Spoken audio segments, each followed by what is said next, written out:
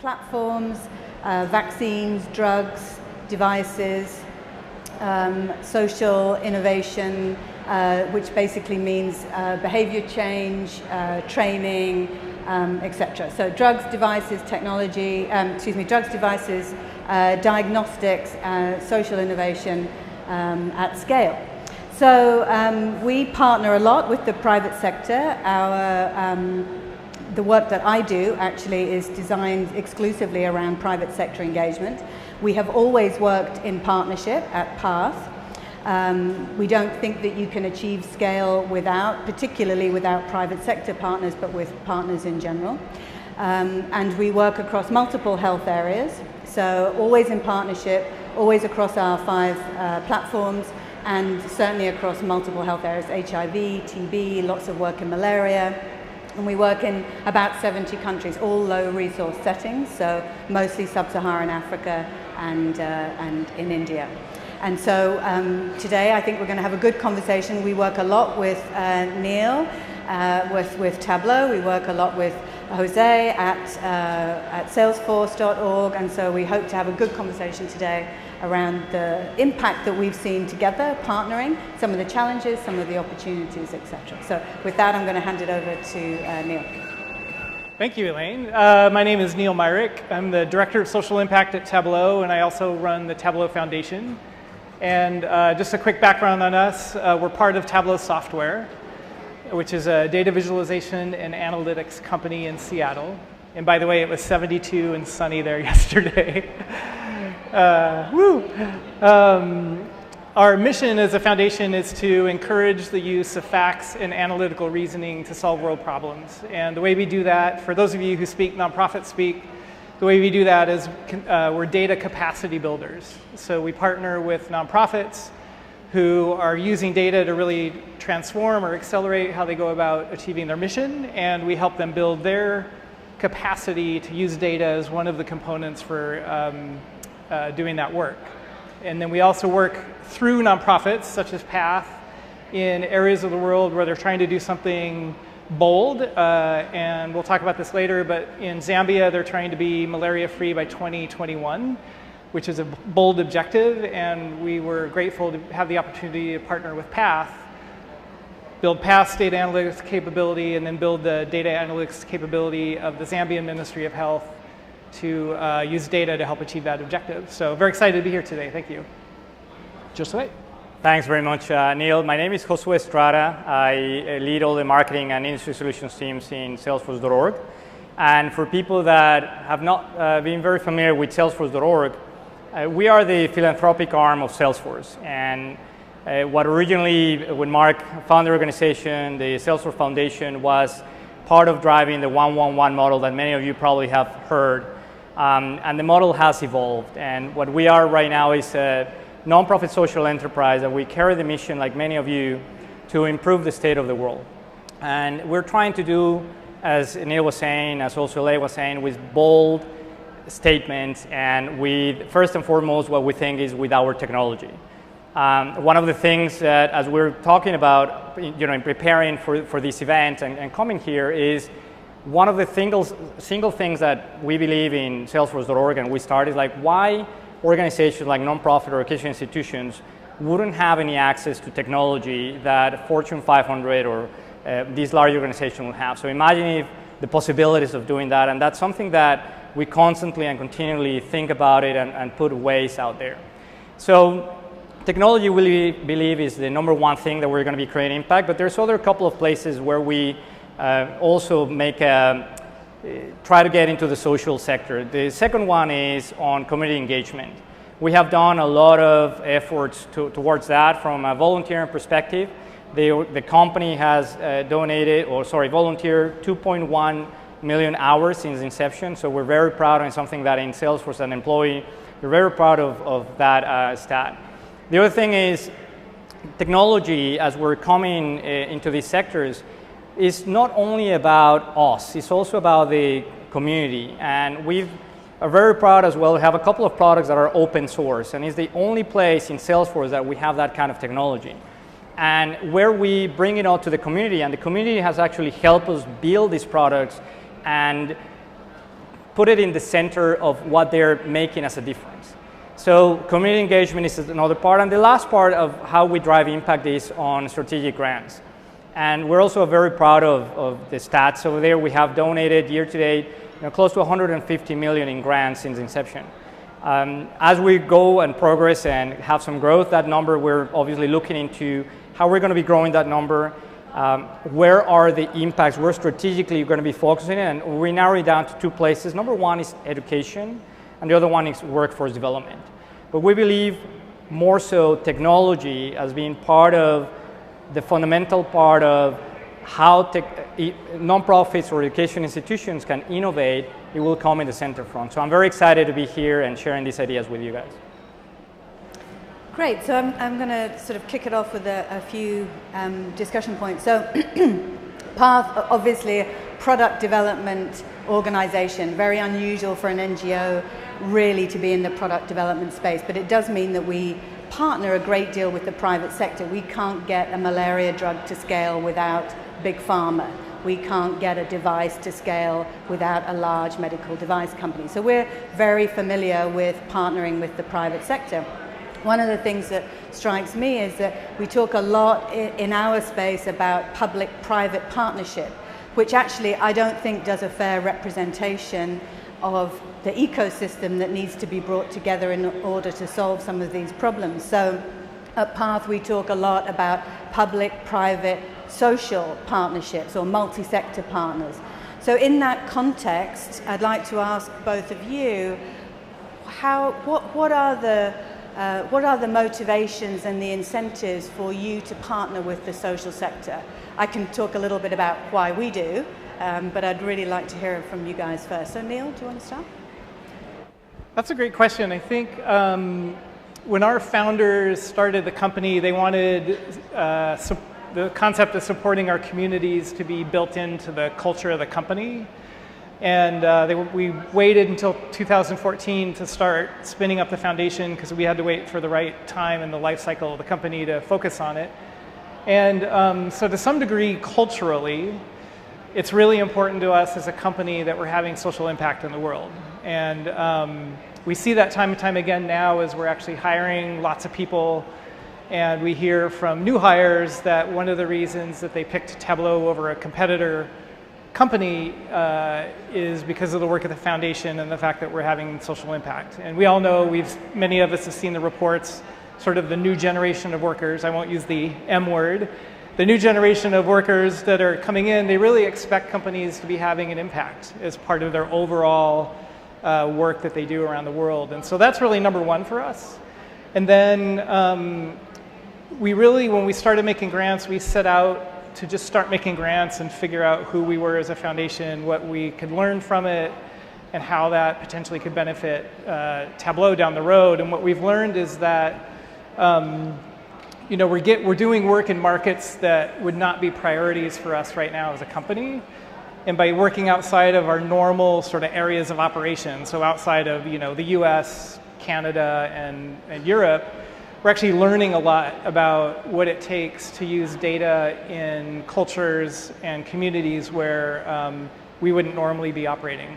And some of the things we're actually learning, for example, in our project in Zambia, we're actually able to bring back into the company, and it informs not just our product suite, but it informs how we think about how we interact with our customers in a new way. So that's been really compelling to us as well.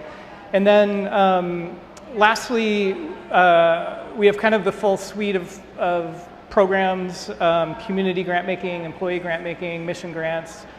And what we really have noticed is that in the nonprofit sector, pretty much in every sector, everybody hears the big data drumbeat, but a lot of people just don't know what that looks like for them in their particular situation.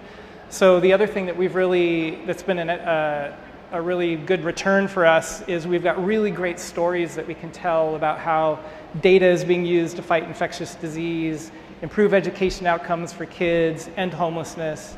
And what those stories are helping the sector do broadly is get a vision in their head for how they can actually use data to solve the problems that they care about.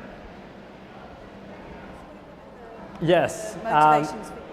So I think for Salesforce and Salesforce.org, we're a little bit different in that regard because we are certainly part of Salesforce as part of the technology, but as I mentioned, we're independent. The question of, for us looking into, or private looking into the social sector, is something I will live every day. What do we mean with that? Is as it's embedded into the company, the volunteering, the giving back, it's really one of the differentiators that Salesforce has. And in some polls, because I was actually part of, before coming to Salesforce.org, I was with Salesforce. And one of the reasons I joined the company was because of the impact that they were doing, that giving back. And I didn't see that in other organizations that I had worked in the past. So as we carry that forward, talent, keeping talent, number one. Number two, millennials for sure, is like the new generation is really interested into what are you having an impact on. And it doesn't cut anymore that I'm just going to write a check and that's it. So what we've seen, especially from what we call core partners, some for-profit organizations are asking us how actually you are getting into the social sector. How can we emulate that impact that you have done? Rob Acker is our CEO, and he participated in Davos, and he said one of the things that he came back and say, we were one of the only organizations, or Salesforce at the time, to provide a solution into the problems that we face. And I think it's not because of Salesforce or anything. I think it's because of all of us here in this room. We need to look at how we can solve some of the issues that we have in this world. And I think more so, corporate and organizations are looking into how do we do more, how do we get involved. And the beauty of it, that reflecting and looking at in these forums, is that many organizations are actually asking the same way, but on the contrary. So many nonprofits have actually reached out to us, especially the large ones, and saying, how can we learn from for-profit organizations or the commercial space to be more efficient, to get more fundraising, to manage our programs better? And they're really hungry to get that kind of knowledge. And that's something that is very interesting for us, and we're trying to help these organizations doing so. We talked about this. There we go, thank you. We talked about this on the phone, and what's really interesting is a lot of the companies that we talk to, so our peers, are, for decades, the way companies engaged in philanthropy was they would just write checks. And what we're actually hearing, what I hear from everybody that calls us to ask about our program is, they don't mind doing that to some degree, but that's not enough for them anymore. And what they really want to do is figure out how they can engage their human capital and their intellectual capital in helping move the dial on some important issues. And there's a really good blog post by the CEO of Alteryx that on LinkedIn that he talks about sort of making that shift from check writing to really engaging the company and helping move the dial on certain issues. Yeah, and I think from the path perspective, as I said, we believe fundamentally that we have to work in partnership, and we can't do the work and make the impact that we want to at scale without the private sector in particular. So our starting point, frankly, is to understand the problem statement clearly enough. So, depending on what geography, what disease burden, what particular global health issue we're tackling, our job is to understand the risks and barriers that have resulted in that problem not being resolved. And then, in particular for the work that I do, bring the best-in-class private sector to the table to help us solve that problem. So Neil will talk about it, I'm sure, later, but when we talked to Tableau, we didn't go with a fundraising ask. That's just not actually how we operate. We went with them with a problem and a commitment to co-create a solution together, which is what we've done. Now, that doesn't mean there aren't challenges and ongoing barriers to get over in that model, but fundamentally, we believe that we need to partner with the private sector in order to make that work. So I'd like to quickly turn to what's the value from your perspective in the social sector. So, we know what we what we get essentially in partnership with the private sector. But Josue, could you talk about what you get or how you view the social sector? I've heard that sometimes people talk about sort of the imagination gap on the NGO side, which of course, as you can imagine, I don't respond terribly well to. So it'd be interesting to hear about my imagination gap. That's quite interesting. I don't think you particularly have an imagination gap at all, or path for that matters. But we heard about that, and I'm not sure if we agree necessarily with that. I do think that, on the contrary, I think nonprofits, because of the lack of resources that traditionally we all have, we just need to be creative. We need to be looking for places and ways of actually how do we are going to advance our mission. And more so today, as we've seen the connectivity of the devices, everybody has a mobile phone everywhere.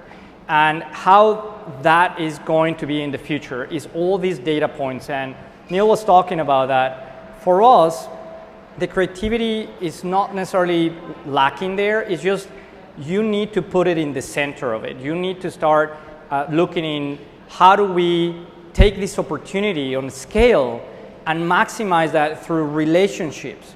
Because what we believe, and something that you will hear more and more in Salesforce.org, is about the network effect. We're here for a reason, to connect with people. We're here to learn how, in this case, technology is helping us.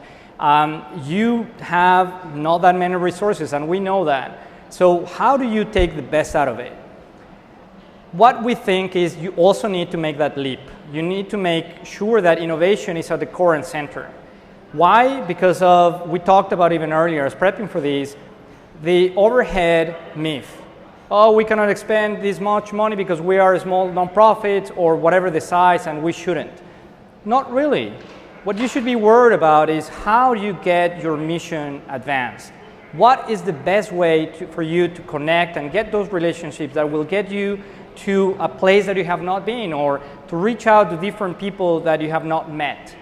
And what we believe is going to be the key for that matter is data is coming, network is there, we need to have a platform. You need to have a platform how things and where things connect. There are many possibilities there. And you need to be very specific how to use that platform to the best of your mission. And that, I think, is for us at least the key.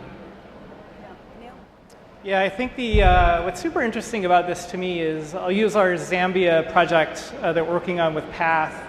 So as Elaine alluded to, literally a month after I started, we started building the foundation. I met with PATH, and one of the first questions that they asked over coffee, this woman, she said, "How would you like to help us eliminate malaria in Zambia?"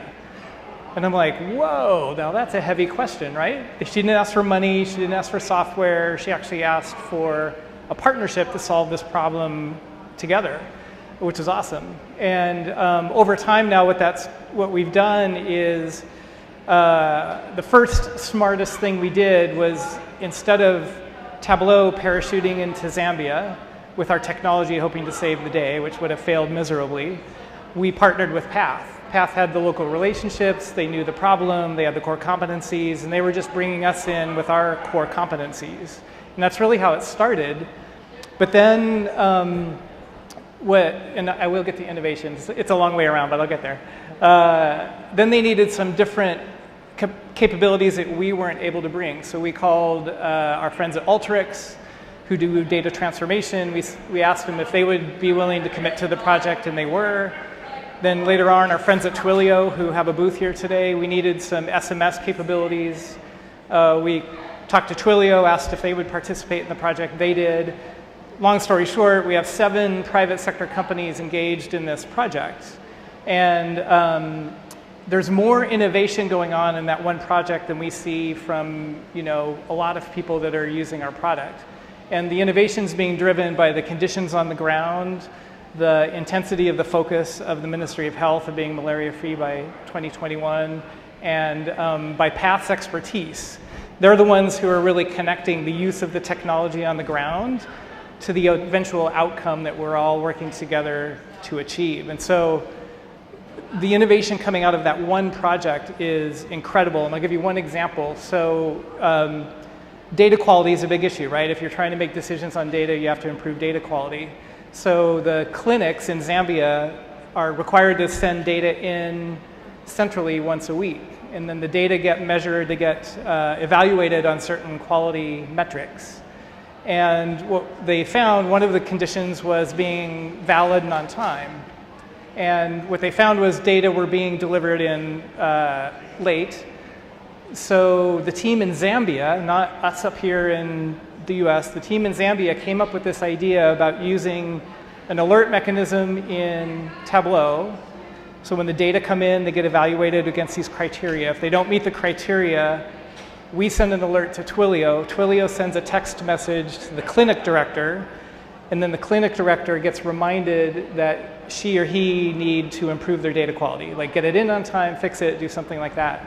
I only saw the first 4 weeks of results, but in the first 4 weeks of that solution, there was a 31% improvement in data quality, and just like that. Those individual tools, nothing is really earth-shattering about those tools, but the conditions on the ground necessitated a solution that I talk about now when I actually talk about to our corporate customers who are worried about data quality. So it's one of those things that innovation comes back and helps all of us in a broader way. So that's a great example, actually, of where, from both of you, actually, of where the important component, one of the most important components, is to make sure the problem is clear and the incentives and the role of each player in that multi-sector partnership is clear. And certainly from Path's perspective, we really look at engaging actually across sectors, but particularly with the private sector, with a sort of portfolio mentality. So there are times when a philanthropic engagement is absolutely the right one. There are times when we will partner and purchase licenses or tools or software at a particularly reduced rate. That's absolutely vital to us too. And then we look at sort of further upstream our product development partnerships and some of our enabling partnerships to enable sort of the ecosystem that supports the solving of global health challenges, so like the work that we do with Tableau. So we really, there's a lot of conversation often around the value of a shared value partnership over a philanthropic one, and CSR and philanthropy. It's like, actually you have to look at it as a portfolio. So not just different kinds of relationships within one company, but also different groups of companies bringing different things to the challenge and to the problem. And that's what's enabled us, I think, to be successful. Now those aren't easy to manage. There's a lot of engagement in that. And so when I think about how best to engage, I wonder if you could both speak to what you see as best-in-class engagement models and types. You've talked about it a little bit already, Josue, but I wonder if you could elaborate on sort of scale and the model that gets you there. Absolutely, Elaine. One of the things, just giving another example of where this kind of engagement and platform that we're talking about, Team Rubicon is a nonprofit that specializes in disaster relief. So when a disaster actually has an impact or impacts a zone, they would normally send some expert people. And the US military have a lot of expertise into these kind of zones that are a particular risk for many people to go in. So what they did, Team Rubicon, is they are recruiting a lot of veterans, and it's a way of all the expertise to actually get into that, to go into this as the first team that goes and assess what is the situation, what is the community, what do they have to do, and also partner with some of the first initial organizations that are on the ground.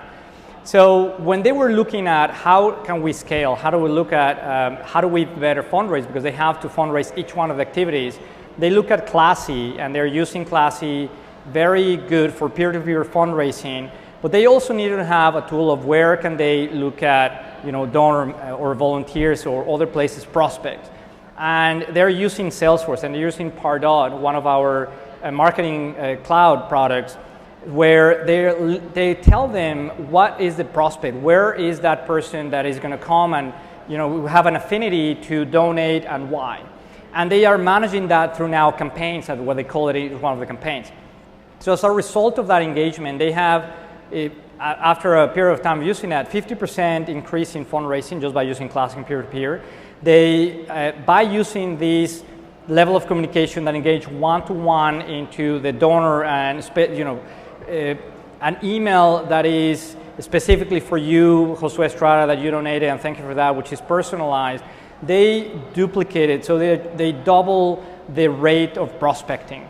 And it's not difficult, as Neil was saying. We believe that, oh my God, that's so complicated, we're never going to get it, but it's not. But it really requires for you to look at that and say, do I know the people that I want to reach to? Do I know what their preferences are? Do I know that it could be sitting next to you literally today and you didn't even know about that? So as technology comes, we believe evolution and the technology basically will not basically drive a lot of the things. It will be your organization and your leadership willing to do that. And that is an important factor of how we think engagement is going to be.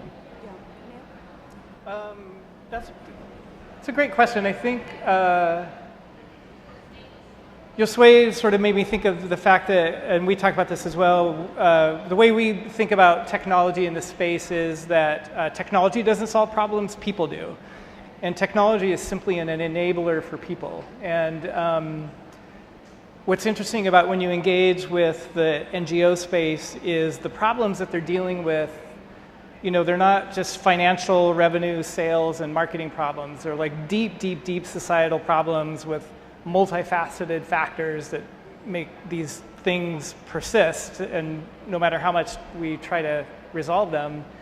And so I think the value that sort of the engagement that you get when you partner with organizations like PATH is you get a really deep understanding of how all those things fit together, and then how technology can be an enabler to help people solve problems. So I would say to your question that PATH really, and it's not just because you're moderating the panel, PATH really is the success of our work together, and we're working in 6 or 7 countries together now. The success really is that Elaine and her team are focused on corporate engagement, and they're able to bridge that gap between technology speak and the speak of the program people who are on the ground. So in Zambia, there's a team called MASEPA who are doing the really intensive work to eliminate malaria. And it threw me off track. To eliminate malaria, and it would be difficult for us to connect directly with them because we speak a different language than they do. And so Elaine's team is actually able to do the translation in a way that makes it as effective for them to use the technology and effective for us to engage with PATH. And I think that's been a really benefit from the program.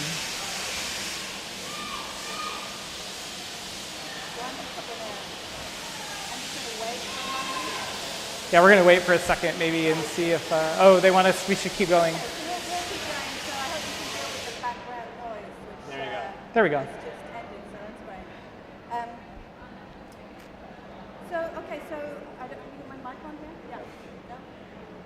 So, Neil, thank you for the comments there about the internal importance of that sort of translator and connector. So we find even at PATH, actually, we've got different kinds of external engagement models, but internally, as Neil mentioned, we have a malaria control and an elimination program, MASEPA, but they are, deeply technical, scientific experts. So having them sit down with Neil, while productive, often needs a bit of translation. And so I do think if organizations, non-profits in particular, are really serious about effectively engaging the private sector across multiple partnership types, you do need a group of internal people that can help that change management process. They shouldn't be public health people or sort of social sort of society people.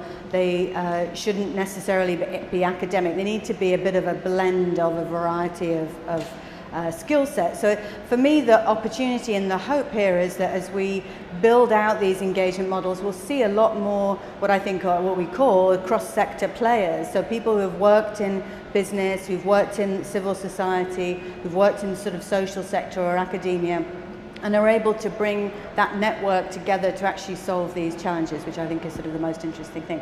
So while we think about we think about, you know, what works in terms of engagement models, why it's important to partner, it would be great to hear from you both, you know, how you think about impact. So clearly there's from our perspective, there's the health impact, but there's a great deal more certainly than just funding, and there's a great deal more than the actual social impact. So Josue, could you start by just talking about how you think about impact at .org?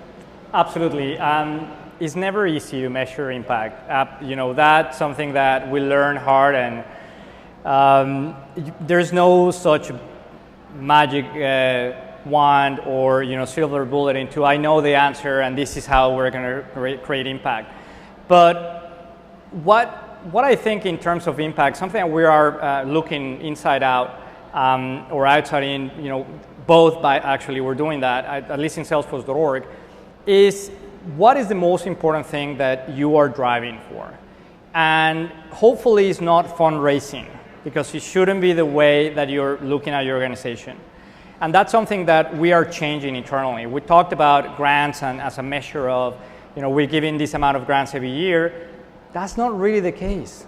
The case is if we are, by using our technology, some of the organizations, they have been more efficient in the way, because by the way, 87% of the 89% of the organizations that they are using our technology, they say that they have gained some efficiencies in their processes. But it's not only that, is that, as we talked about, technology will not drive change, will not drive necessarily that impact. Is the people, is the way that you looked at technology and use that technology to maximize that impact. Now, impact could be as simple as, for example, we are talk about Path. I'm going to give an example. When we were helping them as part of that leadership and driving from the CIO of Path, Eric, into going into the DRC, the Democratic Republic of the Congo, is how can we help these local organizations solve the issue of AIDS and train them and give them access to either technology or tools that they don't have. So they use, and they're using Salesforce to come with more than 100 local organizations, because by the way, that's the network effect, drive a cause. And it has to be hopefully one, because when you choose one that you really want to make an impact, focus on that. That's something that we've seen also very successful. Now, once they did that, they managed to create, how to call it, it spread out that network effect of saying, all right, this is simple, we have the tools, we're going to be now training healthcare workers to actually have access and collect data points that we don't have. They start putting all these data points that somehow you cannot collect remotely, and that helped organize and filter all the information that they were not having for HIV or AIDS. So as a result of that, they have now supported 1.6 million of people in the DRC to have access to information about prevention of HIV. They have also prevented and helped supported more than 500,000 people on how that are infected and what are the treatments, what are the things that you cannot, hopefully a pregnant mother is not going to be transmitting that to a baby when it's born by using some facilities. So all that information, all these things are happening real time. And if you want to measure that and want to try to go to the impact as specifically as that, then you are getting somewhere. Because at least you have said, this is my goal, I have achieved that, and somebody else is going to be like, oh my God, this is really good. And you can demonstrate that. And that's where, use the technology to report back, to say, what is really the impact that we're trying to do? But hopefully it's not fundraising or the money that you're giving away. Very good. Neil?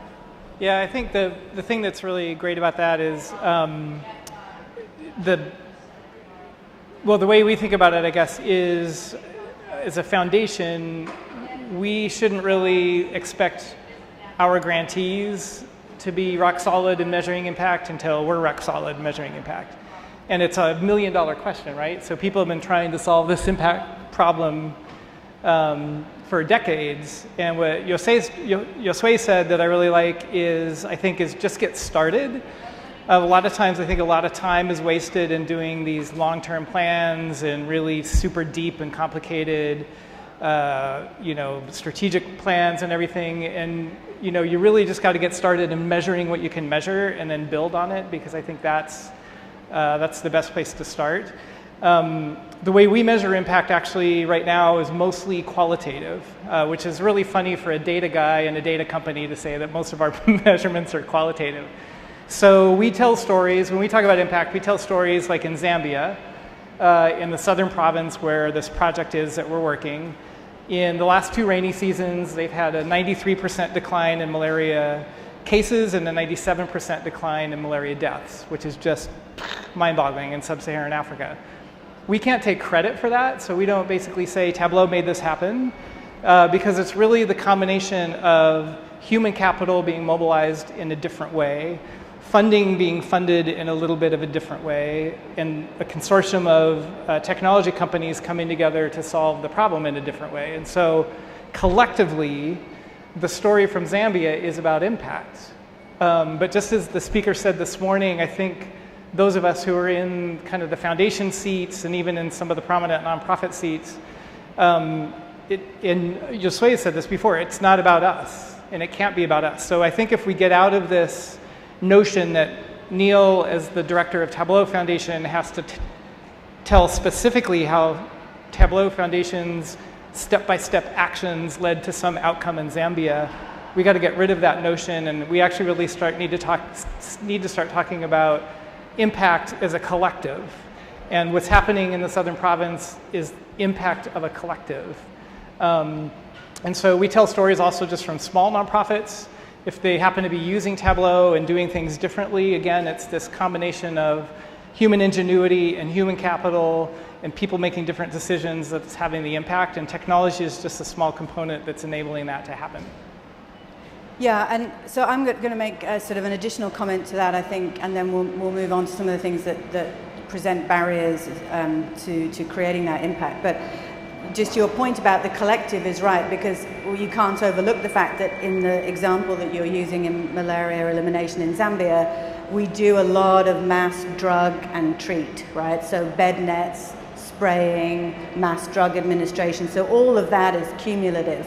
One of the key reasons we went to Tableau to get some support in that particular program of work was that we were at a point where we really needed to be much more surgical about the treatment and the execution of different interventions, basically. That we'd done a lot of mass work, and from a frugality or a resource management perspective, and as well as sort of a better understanding of where to target our activities, we needed to better understand the data and the surveillance, have a better understanding of the surveillance data generally. So it really is a cumulative effect. In addition to the interventions, it's about the technology that enables that. I think for us also, frankly, impact is as much about the leadership that we're able to, the sort of the ecosystem of leadership that we're able to create on the ground. We now have the guy who heads up Path's results management and learning. So we are, of course, as you might imagine, very data-driven, very results-oriented, really we're an evidence-based organization. And our head of results management and learning is based in Nairobi. And he is really working to build out, both in Zambia and in Kenya, an ecosystem of data scientists that can help lead the next generation of activity there. So for us, our engagement with organizations like Salesforce and Tableau actually is about presenting an opportunity for a different kind of leadership and leadership capacity development in country. The only other impact comment I would make is that we've had such great support from your communities. So not just the companies themselves, but the actual community of users around both of these technologies has hands down for an organization like Path, despite being about 1,600 people, we still are always short of resources and talent. And to have that engaged and energized community, whether they're Salesforce.org employees or Tableau employees or the broader community, is terrific. Now, that said, no doubt about it, private sector, I come from the private sector, came from an investment management background, and so the quarterly earnings report is what drives the sort of the impact time frame, at least in private sector predominantly. So one of the real challenges is how do you marry that short-term results and return mindset with a very long-term horizon of global health. So, you know, that's one of the barriers that we face. Neil, I wonder if you could, and we can talk about more, but I wonder if we could go into some of the things that haven't worked for you. So some of the, let's not talk about lessons learned, but, you know, things that just are failure points for you, or things that structurally need to get changed in order for these partnerships to work better. Question. I think the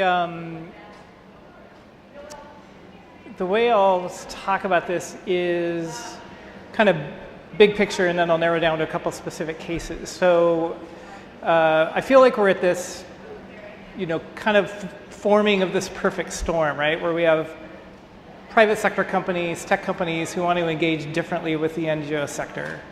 The problem is all of you who are in NGOs and you run volunteer programs, you know how painful and time consuming it is to bring volunteers on who are eager and willing to help, but it takes a lot of time to manage that.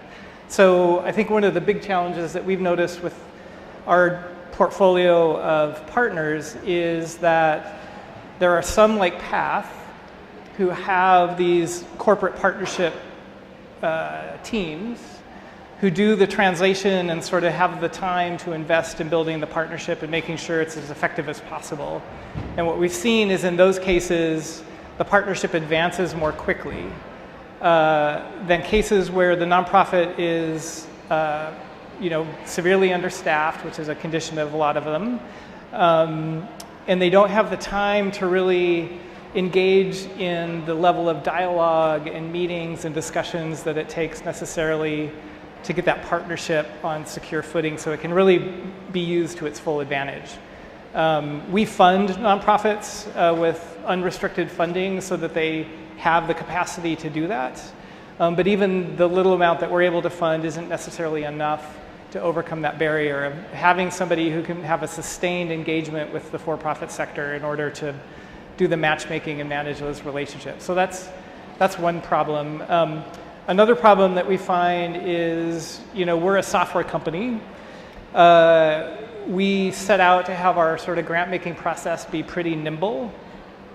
And when we want to engage with other large funders or multinational organizations in order to achieve scale or do something bigger than we're able to do on our own, those organizations' sort of bureaucracy and processes and complications really, I think, inhibit these partnerships from really forming well because it can be so complicated to work with some of the people who have tons of money. It can be complicated to set things up, and it can be complicated to really sustain them over time. So I think the funding community needs to look at this and sort of shift how they support these kind of partnerships. I think we certainly don't need funding from funders to engage in partnerships with NGOs, but I think NGOs need funding from funders to engage in relationships with the for-profit sector. So you see these cases where a nonprofit will put something in a grant. We talked about a case today. Put something in a grant, which is, as part of this grant, we're going to engage with the nonprofit or with the for-profit sector, and that's it. But the budget doesn't necessarily support the amount of time it takes to make that become reality and actually helpful to solving the problem. So those are just two kind of high-level ones I have. Seriously. Yeah, absolutely. I agree with Neil in some of the lessons learned, and you guys think of it differently. More than lessons learned, I also want to touch a little bit of what would be the things that I would probably recommend you guys to do. And number one is there's an opportunity. There's a huge opportunity for everybody to scale. And it doesn't mean that you need to duplicate the staff that you have or you're going to be doing. No, scale means in the way that you can accelerate your mission, and that will impact the way the world is. So how are you going to be doing that? There's a lot of, and technology, because we're talking about technology and we're software companies. Data, you hear that everywhere, and it's a big issue or it's a big opportunity. And I rather think it's a big opportunity for you guys to look at it. how are you going to be making sure that you harness all this data and collect, and what are you going to be doing with that particular data will also come back into your strategy of how you're networking, how are you managing the relationships that you have with either your board or your constituents or your volunteers or your donors. And if you're not doing that right now, I think you're missing an opportunity. So as you're looking into how then all this data and how I'm going to put that on this relational management, think about then the technology that will help you harness that. Don't think about it in a way that is that particular for that particular point in time, because technology evolves and goes really, really fast. So I agree, without doing that 5 strategic year plan, all that kind of stuff, start assessing a little bit more of what is the opportunity in front of you, and then look at how and which technology will help you do that. So data, network, relationships, and then the platform, how you're going to be doing that. That will help collectively, think about it that way. It will help you accelerate your mission. Not the fundraising or your mission, which is basically what we're here for. So that's what I would probably say. Well, thank you very much. And I think actually we have to wrap here. I don't know if we've got a few minutes for questions, or we'd be happy to stay around if there are any questions afterwards. Mike, do we have any time? We can take 3-4 questions right now. We have about 10 minutes. Okay, so that sounds any questions in the audience? We'll open it up. Right here.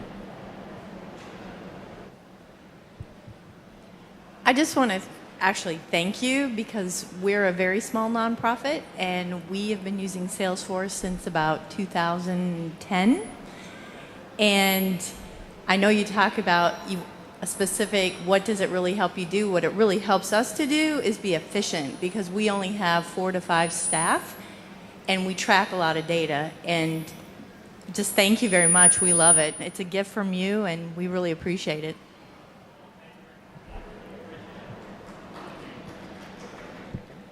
Was there a question over here? Yeah.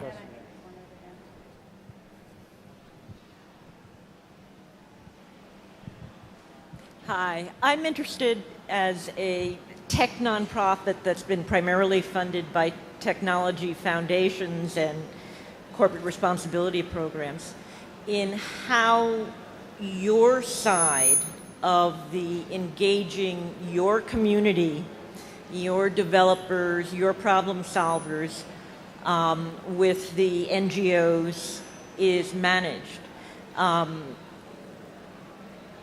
We have been burnt very badly by investing immense amounts of time in gathering the requirements and defining the problems for the volunteer or corporate responsibility or community service activities of some very major Silicon Valley companies.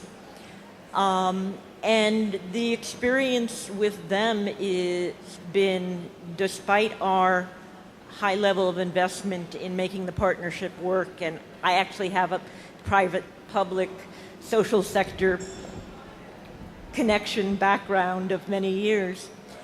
How do you make it work? Because both Tableau and Salesforce have a reputation for making it work, not just with PATH, but with your other grantees and beneficiaries. And I would love you to share it not only with us, but with your Silicon Valley colleagues. I can probably, let me take thank you very much for that question. And by no means we think we are done and we are, no, but thank you. So I can tell you a little bit of what, just background history. Salesforce.org, when I joined three years ago, we were only less than 100 people. And by then, we already had something like around 15,000 customers. So we now have 31,000 customers, and the level of customers plays that we have, and your Mark Baseman is there, I can see that, it's very small still. So what we did is we created, using Salesforce, a communities center. We call it the PowerUs Hub. It's a community portal and a hub where most of the technical questions or things like, oh my God, how do I set it up, all that kind of stuff, is not even answering by us. It's being answered by the community. So some of the best practices that are happening even today for Salesforce and outside Salesforce are happening at the Power Us Hub. And it's now 33,000 plus active members. That is one of the largest communities that Salesforce actually has using that part of it. So that's one of the elements of Wixay we can help and scale. And I think I urge you guys to do, not only because of Salesforce, other things, work with your community, ask these questions. There are forums out there. You don't have to reinvent the wheel. There's obviously ways of you choosing partners. Partners should also help you advise all that and not necessarily go into all these lists of prerequisites that I have to gather. And that will be in accordance to where you are, and something that we've been working so hard as well with our partner ecosystem to foster that. But I don't know, Neil, what are your thoughts on Tableau? I would say just two things. One is we work pretty hard to set expectations, and then we keep the process slim. So if we're not able to commit more than a few hours, we don't make people go through a big long process for it. So we try to keep the process relative to the investment somewhat balanced, because we've seen in the past where the burden on the nonprofit is huge, and then what they get out of it is really not even worth the time they put into it, and that's not cool. The other thing we're doing is we're experimenting with trying to connect the eager Tableau employee or the ego Tableau partner or customer who love the product. We have this rabid, cultish ecosystem of customers who love the product, who beg us to get engaged, help them get engaged with the nonprofit sector. So we built a program called the Tableau Service Corps. It's like the Peace Corps, except it's mostly online. And we flipped the model. So in a lot of volunteering models, the nonprofits have to go fill out a paperwork. The paperwork sits in a queue, and then the volunteers go sift through the queue and try to figure out which ones they want to work on. We flipped it. So what you do on Tableau Service Corps, you go to a website, you say, I need help doing mapping in Tableau, and the system gives you a list of people who have that skill and who have offered to volunteer it to nonprofits. You pick a person, the system connects you, and you go to work. But on the expectation side, we tell people, chunk these out into 10-hour chunks or less, because the volunteer doesn't want to get engaged in a lifelong effort necessarily. And if it's too big of a chunk, it's really set for failure. And so if you chunk things out really small, you iterate, you try some things that don't work, you try different things that do work, that's the model. And what I may be reading into your question is that it may have been a big ask, potentially. What I see is a lot of big asks, and those are harder to deal with. So really, people should come to Tableau, for example, for data analytics and visualization for our core competency. And they should go to Salesforce for their core competency. Don't come ask me to help implement bed nets in Zambia, because I have no idea how or where to put them. So focus on the core competency, and then on the corporate side, we just encourage people, keep your process balanced with the outcome that the nonprofit's actually getting out of it. I think we had one more question there. Yeah, actually two. We've got time for two. There was a chap at the back in the blue shirt, and then the lady in the stripe.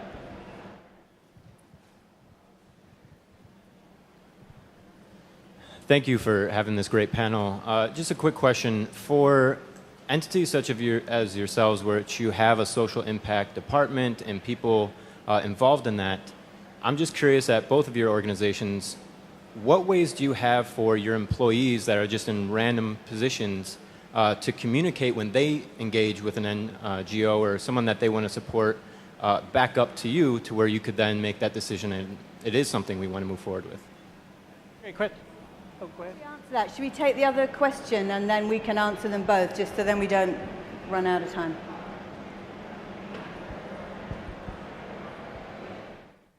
Hi, I'm a student at Babson College, and I had a question about is there a way that you guys think technology could be more than just a platform to enable social impact and something that can actually drive social impact? That's a great question. I'll take the first shot at it. So I'll do yours first, because I have a fast answer that's probably going to be unacceptable. But I'll tell a little story. I was at a large foundation working on a malaria planning thing, and somebody wrote something about technology driving. And I ask them to change that because it gets back to what I say a lot, which is people are the ones who need to drive the change, and technology just needs to enable them.